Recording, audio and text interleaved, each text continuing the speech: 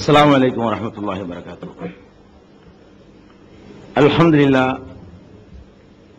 لله نحمده ونستعينه ونستغفره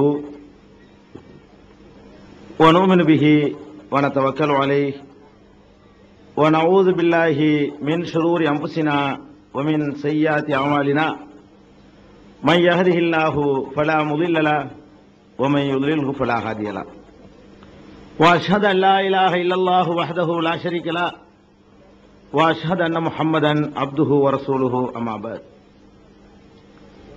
கண்ணியத்திற்குரிய எல்லாம் வல்ல அல்லாஹ் ஜல்ல ஷானஹு தஆலாவின் நல்லடியார்களே, அல்லாஹுடைய பேரருளால் ஒரு உயர்ந்த நோக்கத்திற்காக கூட்டப்பட்டிருக்கின்ற இந்த மாநாட்டிலே அல்லாஹுடைய வேதத்தை பல்வேறு கோணங்களிலே ஆராய்ந்து அறிந்து கொள்வதற்காக நாம் எல்லாம் இங்கே குழுமி இருக்கின்றோம். திருமறை குர்ஆனை பொறுத்தவரை அது முஸ்லிம்களால் புரிந்து கொள்ள முடியாத ஒரு புதிர் என்ற மூட நம்பிக்கையை தகர்த்து எறிந்து ஏறத்தாழ 10 ஆண்டுகளுக்கு மேலாக ஒவ்வொரு வாரமும் வெள்ளி இரவன்று இந்த திருமறை குர்ஆனை விளக்குவதற்காகவே பொறுப்போடு உங்கள் பள்ளியுடைய இமாம் மரியாதைக்குரிய அறிஞர் மௌலவி ஹத்தீப் அவர்கள் இந்த திருமறை குர்ஆனை ஆரம்பம் முதல் இறுதி வரை விளக்க உரை நடத்தி முடித்ததன் அடிப்படையிலே இந்த திருக்குர்ஆனுடைய முக்கியத்துவத்தை மக்கள் விளங்க வேண்டும் என்பதற்காகத்தான் இந்த நிகழ்ச்சியை நாம் ஏற்பாடு செய்திருக்கிறோம். இந்த நிகழ்ச்சியிலே திருக்குர்ஆனுடைய விழா என்ற பெயரிலே திருமறை குர்ஆன் அனுமதிக்காத, இஸ்லாமிய மார்க்கம் அனுமதிக்காத சடங்குகளோ சம்பிரதாயங்களோ இடம்பெறாத வகையிலே திருமறை குர்ஆனை அறிந்து கொள்வதற்கான ஒரு அறிவுபூர்வமான மாநாடாக இதை நாம் நடத்தி கொண்டிருக்கிறோம். இந்த திருமறை குர்ஆனில் மனித நேயம் குறித்து என்ன சொல்கிறான் இறைவன், இந்த திருமறை குர்ஆனிலே பொதிந்து கிடக்கின்ற அறிவியல் கருத்துக்கள் என்ன, இந்த திருமறை குர்ஆனிலே பெண்களை குறித்து அல்லாஹ் ஜல்ல ஷானஹு தஆலா செய்யக்கூடிய போதனைகள் என்ன, இந்த திருமறை குர்ஆனிலே எத்தகைய வாழ்க்கை நெறி நமக்கு கற்பிக்கப்படுகிறது, இந்த திருமறை குர்ஆனிலே கூறப்படுகின்ற ஒழுக்க மாண்புகள் என்ன என்பதையெல்லாம் பல்வேறு தலைப்புகளிலே எனக்கு முன்னால் உரை நிகழ்த்திய அறிஞர்கள் எல்லாம் உங்களுக்கு மிக தெளிவாக விளக்கினார்கள். எனக்கு தரப்பட்டிருக்கிற தலைப்பு திருக்குர்ஆனிலே அரசியல். இந்த அரசியலை பற்றி இஸ்லாம் என்ன சொல்கிறது, அல்லாஹ்வுடைய திருவேதம் இந்த அரசியலை பற்றி எத்தகைய போதனையை முஸ்லிம் சமுதாயத்திற்கும் உலகத்திற்கும் சொல்கிறது என்பதை விளக்குவதற்காகத்தான் திருக்குர்ஆன் கூறக்கூடிய அரசியல் என்ற தலைப்பு எனக்கு தரப்பட்டிருக்கிறது. தலைப்பிற்கு வருவதற்கு முன்னால் ஒரு அடிப்படையான செய்தியை நான் உங்களுடைய கவனத்திற்கு கொண்டு வர விரும்புகிறேன். நம்முடைய சமுதாயத்தில் இருக்கின்ற பெரும்பாலான மக்கள், இஸ்லாமிய பற்றுடைய மக்கள், இஸ்லாத்தை எப்படி புரிந்து வைத்திருக்கிறார்கள் என்று சொன்னால் அதற்கு ஒரு சின்னதொரு வட்டத்தை போட்டு இந்த விஷயங்களை மாத்திரம்தான் இஸ்லாம் சொல்கிறது. தொழுகையை பற்றி இஸ்லாம் சொல்கிறது, நோன்பை பற்றி சொல்கிறது, ஜகாத்தை பற்றி சொல்கிறது, ஹஜ் என்ற கடமையை சொல்கிறது, இறைவனை தியானிக்கின்ற முறைகளை சொல்கிறது, சில சடங்கு சம்பிரதாயங்களை எப்படி நிறைவேற்றிக் கொள்ள வேண்டும் என்று சொல்கிறது. அதற்கு அப்பால் இஸ்லாம் எதையும் பேசுவதில்லை என்ற நம்பிக்கை நம்முடைய சமுதாயத்திலே பலரிடத்திலே இருப்பதை நாம் காணுகிறோம். அதனால் தான் இஸ்லாமிய அடிப்படையிலே யாராவது அரசியல் பேசினார்கள் என்று சொன்னால் அரசியல் வேறு இஸ்லாம் வேறு என்று சொல்லக்கூடிய ஒரு புதுமையான சித்தாந்தத்தை சொல்லக்கூடிய காட்சியெல்லாம் பார்க்கிறோம். இஸ்லாம் வேறு அரசியல் வேறு என்று இஸ்லாத்தை அரசியலில் இருந்து அப்புறப்படுத்தி, அரசியலை இஸ்லாத்திலிருந்து அப்புறப்படுத்தி பார்க்கக்கூடிய காட்சியை பார்க்கிறோம். ஒன்றை நீங்கள் தெளிவாக புரிந்து கொள்ளுங்கள், மனித வாழ்க்கையிலே சந்திக்கின்ற எந்த பிரச்சனையாக இருந்தாலும் அது அரசியலாக இருக்கட்டும், பொருளாதாரமாக இருக்கட்டும், அறிவியலாக இருக்கட்டும், ஒழுக்க மாண்புகளாக இருக்கட்டும், தனிப்பட்டவனுடைய வாழ்க்கையாக இருக்கட்டும், குடும்ப வாழ்க்கையாக இருக்கட்டும், அவனுடைய கொடுக்கல் வாங்கலாக இருக்கட்டும், எல்லா துறையிலையுமே இந்த திருமறை குர்ஆன் தலையிட்டு இப்படி நடக்க வேண்டும், இப்படி நடக்கக்கூடாது என்று தெளிவான இலக்கணத்தை சொல்லித்தரக்கூடிய மார்க்கம் இஸ்லாம். அதனால் அரசியல் என்றால் இஸ்லாத்திற்கு அப்பாற்பட்டது என்று நினைத்த காரணத்தினால்தான் இந்த நாற்றமெடுத்த அரசியலை தூய்மைப்படுத்த முடியாதவர்களாக இன்றைய முஸ்லிம் சமுதாயம் இருந்து கொண்டிருக்கிறது. அதனால்தான் அரசியல் வேறு, இஸ்லாம் வேறு அல்ல. இஸ்லாத்தினுடைய பல்லாயிரக்கணக்கான தலைப்புகளிலே ஒரு சின்ன தலைப்பு தான் அரசியல். அந்த அளவிற்கு இந்த அரசியலை பற்றியும் இஸ்லாமிய மார்க்கம் சொல்லி இருக்கிறது என்பதை காட்டுவதற்காக இந்த தலைப்பிற்குள்ளே நாம் நுழையவிருக்கிறோம். முதலிலே இஸ்லாமிய அரசியலை பற்றி பேசுவதற்கு இன்னொரு காரணமும் இருக்கிறது. ஏனென்று சொன்னால், இன்றைக்கு இந்தியாவில் வாழக்கூடிய முஸ்லிம்களாக இருந்தாலும் சரி, முஸ்லிம் அல்லாத ஏனைய சமுதாயத்தவர்களாக இருந்தாலும் சரி, உலகளாவிய மக்கள் தொகையாக இருந்தாலும் சரி, எல்லோருமே அரசியலில் ஒரு வெற்றிடத்தை இன்றைக்கு காண்கிறார்கள். அவர்கள் பல்வேறு விதமான அரசியலை பார்த்தார்கள், பார்த்துக் கொண்டிருக்கிறார்கள், அனுபவித்துக் கொண்டிருக்கிறார்கள். இந்த அரசியலினால் இந்த சமுதாயம் எதற்காக அரசியல் தேவையோ அந்த பயனை அடைந்திருக்கிறதா என்றால் இல்லை என்று அனுபவபூர்வமாகவே உலகம் புரிந்து கொண்டிருக்கிறது. ஜனநாயகம் என்ற அரசியலை நாம் பார்த்தோம். இந்த ஜனநாயகத்திலே பல வெரைட்டிகளையும் பார்த்தோம்.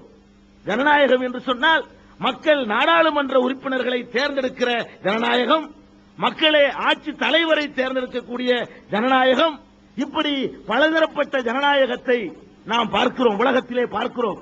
இந்த ஜனநாயகத்தின் முறையிலே ஆட்சி செலுத்தக்கூடிய நாடுகளில் எல்லாம் அந்த மக்கள் ஏன் இவர்களை ஆட்சியில் அமர்த்தினோம் என்று வேதனைப்படக்கூடிய அளவுக்குத்தான் ஒவ்வொரு ஆட்சியாளனும் தனக்கு முந்தைய ஆட்சியாளனை நல்லவனாக ஆக்கக்கூடிய அளவுக்கு மோசமாக நடக்கக்கூடிய காட்சியைத்தான் இன்றைக்கு நாம் அனுபவத்திலே பார்த்துக் கொண்டிருக்கிறோம். இந்த உலகத்திலே சர்வாதிகாரம் நிரம்பிய அரசியலை பார்க்கிறோம். இந்த சர்வாதிகார அரசியலிலும் பல வெரைட்டிகளை, பல தரங்களை நாம் பார்க்கிறோம். ராணுவ பலத்தை கொண்டு அடக்கிய ஆண்டு ராணுவ ஆட்சி நடக்கும், அங்கேயும் சர்வாதிகாரம் இருக்கும். அதே போல மன்னராட்சி என்ற பெயரிலே ஒரு தனி மனிதன் மீது மோகம் கொண்டு அவனை ஆட்சி தலைவராக ஏற்று நடக்கிற ஆட்சிகள் இருக்கும். அவனுடைய சந்ததிகள் ஆட்சி செய்யக்கூடிய பரம்பரை ஆட்சி இருக்கும். அல்லது குறிப்பிட்ட சிலர் மாத்திரம், போலிட் பீரோக்கள் மாத்திரம், உயர்மட்ட குழு மாத்திரம் கூடி தீர்மானிக்கக்கூடிய கம்யூனிச அரசியலை, சர்வாதிகாரத்தையும் நாம் பார்க்கிறோம். எல்லா அரசியலையும் பார்த்துவிட்டு மனிதன் இன்றைக்கு விரக்தியில் இருக்கிறான். எந்த அரசியலிலும் அவனுக்கு பரிபூர்ண திருப்தி ஏற்படவில்லை. எதற்காக இந்த அரசியல் தேவை என்று எண்ணுகிறான். இந்த நாட்டிலே உள்ள குடிமக்களில் நீங்கள் ஒவ்வொருவரையாக சர்வே எடுத்து பாருங்கள். வெள்ளையர்களுடைய ஆட்சி பரவாயில்லை என்று சொல்லக்கூடியவர்கள் நீங்கள் காண்பீர்கள். வெள்ளையர் ஆட்சி செய்யும் பொழுது ஜனநாயகம் பரவாயில்லை என்றீர்கள். ஜனநாயகத்தை சுவைத்த பிறகு அந்த சர்வாதிகாரமே பரவாயில்லை என்று சொல்லக்கூடிய அளவுக்கு ஒருவனை ஒருவன் இந்த நாட்டு மக்களை அதிருப்திப்படுத்துவதிலே மிஞ்சக்கூடிய காட்சியை பார்க்கிறீர்கள். இந்த கேடுகட்ட அரசியல் அத்தனையும் போலித்தனமானவை. இது அரசியலை இல்லை. எதற்காக ஒரு நாட்டிற்கு அரசியல் தேவைப்படுகிறதோ அந்த நோக்கத்தை எந்த அரசியலும் நிரூபிக்கவில்லை என்பதை தெளிவுபடுத்துவதற்காகத்தான் இஸ்லாமிய அரசியலுக்குள்ளே நுழைகிறோம். இந்த ஜனநாயகம், சர்வாதிகாரம் என்ற இரண்டு விதமான அரசியல் அமைப்புகளும் பல்வேறு விதமான கொள்கைகளை உலகத்திற்கு சொன்னார்கள். என்ன சொன்னார்கள்? சோசலிசம் என்று ஒரு அரசியல் நடத்தினார்கள். இந்த சோசலிசம் என்ற பெயரால் ஏழை பணக்கார என்ற பாகுபாட்டை எல்லாம் தகர்த்து விடுவோம் என்று சொல்லி சோசலிச ஆட்சி நடத்தி பார்த்தார்கள். அங்கேயும் மக்களை திருப்திப்படுத்த முடியவில்லை. புதிய பொருளாதார கொள்கை என்ற பெயரிலே செல்வந்தர்களை, வணிகர்களை, தொழிலதிபர்களை மாத்திரம் திருப்திப்படுத்துவோம் என்பதற்காக ஒரு திட்டத்தை கொண்டு வந்தார்கள். அதுவாவது இந்த உலக மக்களை திருப்திப்படுத்தியதா என்றால், எதற்காக அரசியல் தேவையோ அந்த நோக்கத்தை நிறைவு செய்ததா என்றால் இல்லை என்று ஒவ்வொருவனும் தன் மனசாட்சியை தொட்டு இன்றைக்கு விடையளித்துக் கொண்டிருக்கிறான். சில நாடுகளிலே மதச்சார்பு அற்ற அரசியல் நடத்துகிறோம் என்று சொன்னார்கள்.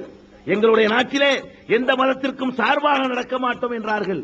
இன்னும் சில நாடுகளிலே நாங்கள் ஜனநாயக நாடுதான், ஆனாலும் கூட ஒரு மதச்சார்பு உடன் தான் ஆட்சி நடத்துவோம் என்று சொன்னார்கள். ரெண்டு நாட்டிலேயுமே மக்களை திருப்திப்படுத்தக்கூடிய விதத்திலே இந்த அரசியல் அமைந்திருக்கவில்லை. இப்படி எல்லா விதமான இசங்களையும் எல்லா விதமான சித்தாந்தங்களையும் இந்த உலகத்திலே அனுபவித்து பார்த்துவிட்டு ஒரு நல்ல அரசியலுக்கு உலகம் இயங்கிக் கொண்டிருக்கிறது. அரசியல் எதற்காக தேவையோ அதை நிறைவு செய்யக்கூடிய அரசியல் எங்காவது கிடைக்குமா? எவனாவது ஒரு அரசியல் வித்தகன் பிறந்து அந்த அரசியலை நமக்கு தரமாட்டானா? என்று இந்த உலகம் ஏங்கிக் கொண்டிருக்கிறது. ஆனால் வேதனை என்ன தெரியுமா? இவன் எந்த அரசியலுக்காக ஏங்குகிறானோ அந்த அரசியலை 14 நூற்றாண்டுகளுக்கு முன்பே நபிகள் நாயகம் ஸல்லல்லாஹு அலைஹி வஸல்லம் அவர்கள் மூலமாக இஸ்லாமிய மார்க்கம் உலகத்திற்கு வழங்கி இருக்கிறது.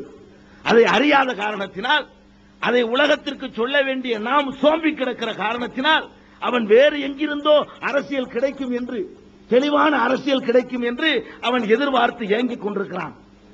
எனவே இஸ்லாமிய அரசியல் தான் ஒரு சரியான அரசியல், திருமறை குர்ஆன் கூறக்கூடிய அரசியல் தான் இன்றைய உலகம் எதிர்பார்த்து காத்துக் கொண்டிருக்கக்கூடிய அரசியல் என்பதை விளக்குவதற்காகத்தான் இந்த தலைப்பிற்குள்ளே நாம் நுழையவிருக்கிறோம். என்னருமை சகோதரர்களே, இந்த அரசியல் என்பது முதலில் எதற்காக தேவைப்படுகிறது என்று நீங்கள் பாருங்கள். எதற்கு அரசியல்? ஒவ்வொரு மனிதனும் அவன் உழைத்துத்தான் சாப்பிட வேண்டிய நிலையில் இருக்கிறான். எந்த ஆட்சியாளன் வந்து அமர்ந்தாலும் நம்முடைய சோத்துக்கு எவனுமே பொறுப்பேற்றுக் கொண்டதில்லை. இப்படிப்பட்ட நிலையிலே எதற்காக நாம் அரசியலை விரும்புகிறோம் தெரியுமா? முதலிலே அரசியல் எதற்காக தேவைப்படுகிறது தெரியுமா? ஒரு ஆட்சி என்று எதற்காக நாம் தேர்ந்தெடுத்து வைத்துக் கொள்கிறோம் தெரியுமா? முக்கியமான காரணம், மனிதர்களில் பலதரப்பட்டவர்கள் இருக்கிறார்கள். பலம் மிகுந்தவன் இருக்கிறான், பலவீனன் இருக்கிறான்.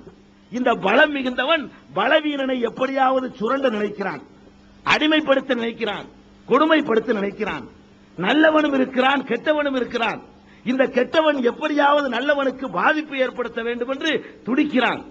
இந்த நாட்டிலே சட்டம் பாதுகாக்கப்பட வேண்டும், இந்த நாட்டிலே ஒழுங்கு நிலவ வேண்டும். அதை செய்வதற்காகத்தான் அரசியல் முதலிலே மனிதனுக்கு தேவை. நீங்கள் நன்றாக புரிந்து கொள்ள வேண்டும். சோறு போடுவதற்காக அரசியல் தேவையில்லை. எவன் வந்தாலும் நம்முடைய சோற்றுக்கு நாம் தான் பொறுப்பாளர்களாக இருக்கிறோம். சோறு போடுவதற்கு அல்ல அரசியல். எதற்கு அரசியல் என்று சொன்னால், நான் ஒரு அப்பாவி, நான் ஒரு பலவீனன், எனக்கு சொந்தமான பொருளை இன்னொருவன் அபகரித்து விடக்கூடாது. என்னை அநியாயமாக நான் பலவீனமாக இருக்கிற காரணத்தினால் வலுவுள்ளவன் என்னை தாக்கிவிடக் கூடாது. அந்த உத்தரவாதத்தை வழங்குவதற்காகத்தான் அரசியல் முதலில் தேவைப்படுகிறது. வேறு சில காரணங்களும் இருக்கின்றன. இந்த ஒரு காரணத்தை எடுத்துக்கொள்வோம். இந்த நோக்கத்தை உலகத்திலே எந்த அரசியல் சித்தாந்தமாவது நிறைவேற்றி இருக்கிறதா? நாட்டிலே சட்டம் ஒழுங்கை இந்தியாவிற்கு மாத்திரம் நான் சொல்லவில்லை, ஒட்டுமொத்தமாக உலக நாடுகள் அத்தனையும் சென்று நீங்கள் பாருங்கள். எந்த நாட்டினுடைய சட்டமாவது அந்த நாடுகளிலே சட்டம் ஒழுங்கை பேணி இருக்கிறதா? நிச்சயமாக இல்லை. நாம் அன்றாடம் செய்தித்தாள்களிலே படிக்கிறோம். எனக்கு சொந்தமான பொருளை நான் என்னுடைய சட்டை பையிலே வைத்துக் கொண்டு புறப்படுகிறேன். 2 பேர் கத்தியோடு வருகிறார்கள், என்னை மிரட்டுகிறார்கள், என்னிடமிருந்து பணத்தை பறித்துக் கொண்டு மாயமாய் மறைந்து விடுகிறார்கள். பட்டப்பகலில் நடக்கிறது, ஓடுகின்ற ரயிலில் நடக்கிறது, பேருந்துகளிலே நடக்கிறது. 3 பேர் கத்தியோடு வந்து 60 பயணிகளை விரட்டி அத்தனை பேருடைய நகைகளையும் பறித்துக் கொண்டு சென்று விடுகிறான். இந்த 3 பேரை பயமுறுத்தி அவனை ஒழுங்கான வழிக்கு கொண்டு வருவதற்காகத்தான் ஒரு ஆட்சி வேண்டும் என்று நாம் விரும்புகிறோம், ஒரு அரசு வேண்டும் என்று விரும்புகிறோம், ஒரு அரசியல் தேவை என்று விரும்புகிறோம்.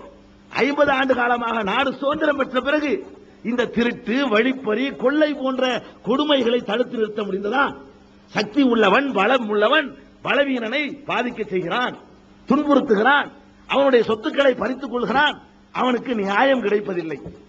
இது இந்த நாட்டிலே நாம் காணக்கூடிய நிலைமை. இந்த நாட்டில் மாத்திரமல்ல, சர்வதேசத்திலும் நாம் இதைத்தான் கண்டு கொண்டிருக்கிறோம். இன்றைக்கு செய்தித்தாள்களை நீங்கள் புரட்டி பாருங்கள், அன்றாடம் நீங்கள் பார்ப்பீர்கள். நேற்றைய செய்தித்தாளிலே நீங்கள் பார்ப்பீர்கள், இன்றைய செய்தித்தாளிலே பார்ப்பீர்கள். என்ன பார்க்கிறீர்கள்? 70 முறை சைக்கிள் திருடியவர் மீண்டும் கைது. படித்திருக்கிறீர்களா? செய்தித்தாள்களில் இப்படி ஒரு செய்தியை நீங்கள் பார்த்திருக்கிறீர்களா? 33 தடவை திருடியவர் 34வது தடவை கைது. இதுக்கு என்ன அர்த்தம்? 33 தடவை திருடுறான் ஒருத்தன், 33 தடவையும் சட்டத்தின் பிடியில கொண்டாந்து நிறுத்தப்படுறான், 33 தடவையும் சிறையை அனுபவிக்கிறான், 34வது தடவை திருடுறான்னு சொன்னா